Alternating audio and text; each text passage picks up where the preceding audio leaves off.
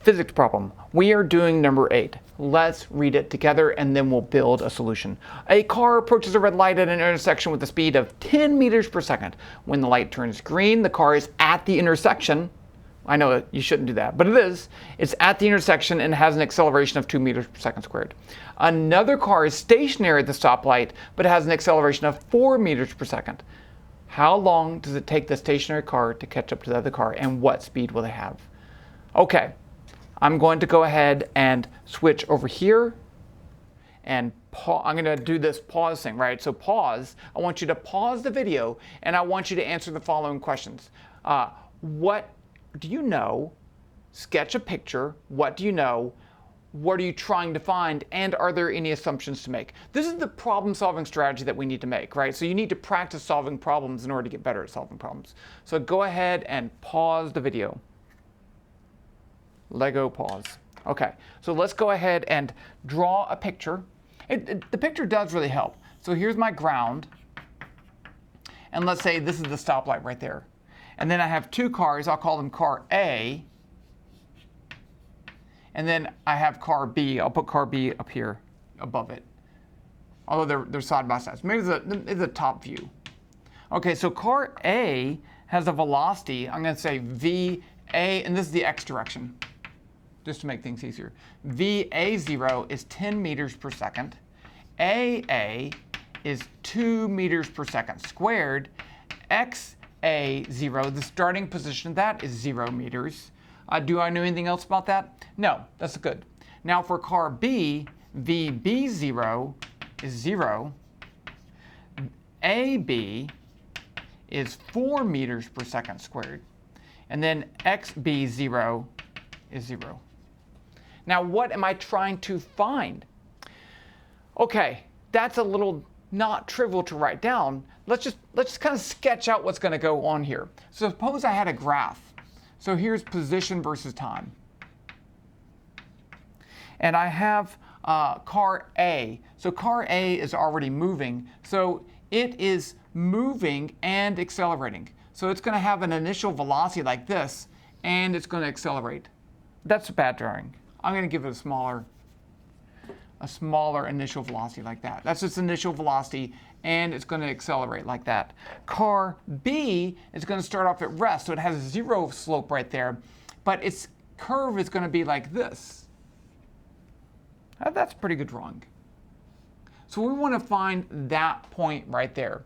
We want to find T when XA equals XB.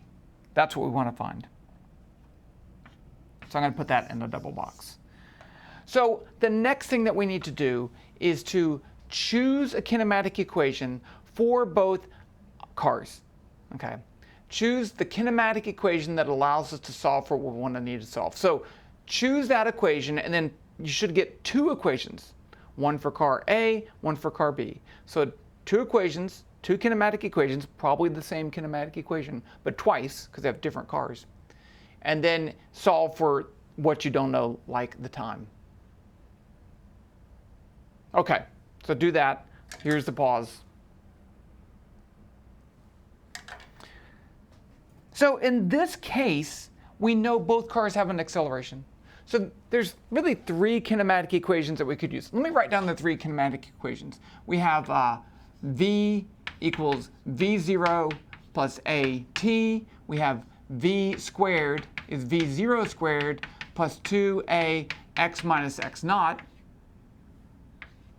And then we have x equals x naught plus V naught t plus 1/2 A t squared. So which of those three equations is going to be the best here? So up here, I could use this if I wanted to find when the two cars have the same velocity. But notice that up here, the slope of that line, the slope of the position versus time graph is the velocity. And that's when they cross. They're not going to have the same velocity. Okay? The green car has been going faster. So this isn't going to be very useful. Right here, again, this has final velocity. I don't really care about the final velocity. I want to know when they get to the same position. And it doesn't have the time. Okay, so we're left with this one. So we're going to have two of these equations. Let's write down that equation for car A. Now, for both cases, x0 is 0, so that's good. So I'm going to write xa is going to be equal to the initial position, which is 0, v0a t plus 1/2 aa t squared. Now let's do the same equation for car B. So car B says xb is going to be the initial position, which is 0. The initial velocity is also 0, so I just have 1/2 ab t squared. Now I want to find when they have the same position at the same time. So I have two equations, two unknowns. I want to set xa equal to xb and solve for time. Or you could set the time equal and solve for the position, but I'm not going to do that because it's not as trivial. So right here you see I have an expression for xa, here I have an xb. If I set xa equal to xb, I can set this equal to that. So let's do that. v0a t plus 1/2 a. I'm going to leave that notation there because it's important. T squared is 1/2 a b t squared. And when I say a b, I'm saying a b, the subscript, right? Okay. You can hear that when I say that, right? Good. So now I want to solve this for time. So you'll notice that has a time, that has a time, that has a time. I can actually divide both sides by t, and I get v0a plus 1/2 a. See how I said that? T equals 1/2 a b t. Now I'm going to subtract this from both sides. Actually, I know that that has a greater acceleration anyway. Okay, so I'm going to subtract this from both sides, and I get v0a is 1/2 t times a b minus a. Now to solve for t, I'm going to multiply both sides by 2 and divide by that. So t is going to be equal to 2 v0a divided by ab minus aa. That's my time. Now, the question said, how long does it take to reach the stationary car? That's it. We can plug in our numbers in just a second. But it also says, what does it say? How long does it take to the stationary car and what speed will they have? So we do want to find the speeds. So let's get this number right here. So I have t equals 2 times 10 over 4 minus 2. So that's, I can do this in my head. That's 20 divided by 2 is going to be 10 seconds. That's right? Yeah. See? Didn't even need to use a calculator. Now for the next part, what are their velocities? I'm going to leave that picture up there because it's going to be very useful. But now I can go up to this equation.